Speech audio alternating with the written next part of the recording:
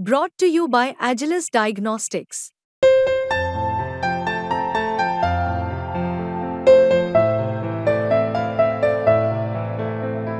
Agilus Diagnostics. सारे proof है उधर। पैसे उनके पीए के थ्रू दिए जाते थे। सीबीआई के पास भी प्रूफ है और मैंने भी अभी फडणवीस साहब को एक लेटर लिखा हुआ है।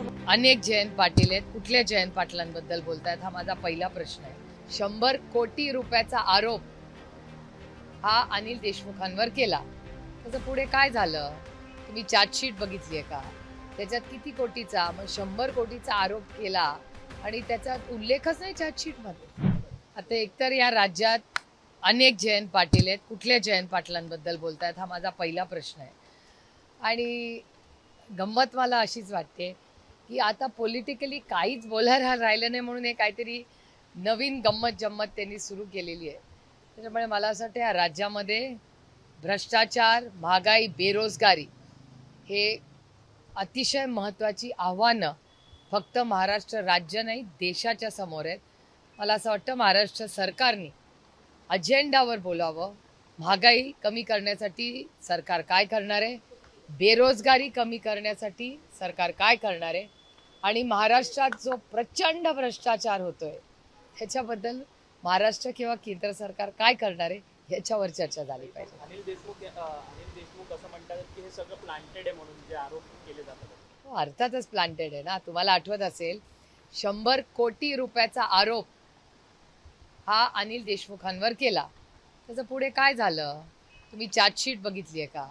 त्याच्यात किती कोटीचा, मग 100 कोटीचा आरोप केला आणि त्याच्यात उल्लेखच नाही चार्जशीट मध्ये। म्हणजे हास्यास्पद आहे की किती म्हणजे सत्ता आणण्यासाठी किती गलिच्छ राजकारण आणि किती पातळी सोडून राजकारण आज महाराष्ट्रात होतंय हे खूप दुर्दैवी आहे।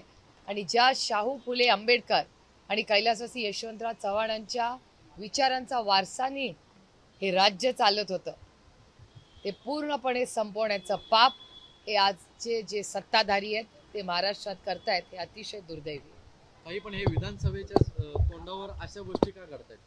तुमच्या प्रश्नामध्येच माझं उत्तर आहे। अर्थातच विधानसभा आलेली आहे, त्यांना त्यांचा रिझल्ट माहिती आहे। तुमच्या चॅनलवर अनेक कोणाला किती सीट निवडून येणार हे दिसतंय आणि तेवढंच नाही या राज्याने नाही आणि या देशानं मी महाराष्ट्राची मायबाप जनता आणि देशाच्या जनतेचे विनम्रपणे आभार मानते की ज्या पक्षाला वाटत होतं 400 पार होतील त्या 400 पारला 240 वर आणलंय। तेवढंच नाही, अनेक सीट अनेक राज्यांमध्ये आहेत जिथे प्रश्नचिन्ह आहेत की नक्की या सीट निवडून आले काय। आणि मी डेटा वाईज बोलते, मी आरोप कुणावरही करत नाही।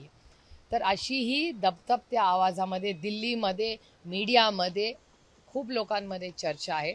त्याच्यामुळे हा मॅन्डेट त्यांना मिळालेला नाही आणि ठीक आहे आज सत्तेमध्ये आहेत ते आणि त्या मॅन्डेटचा आपण मान्य केलं पाहिजे। आज केंद्रात त्यांची सरकार आहे, राज्यात त्यांचं सरकार आहे, पण हे दुर्दैव आहे की बेरोजगारी, महागाई आणि भ्रष्टाचार याच्या बाबतीत केंद्र आणि महाराष्ट्र सरकारकडे काहीही उत्तर नाही।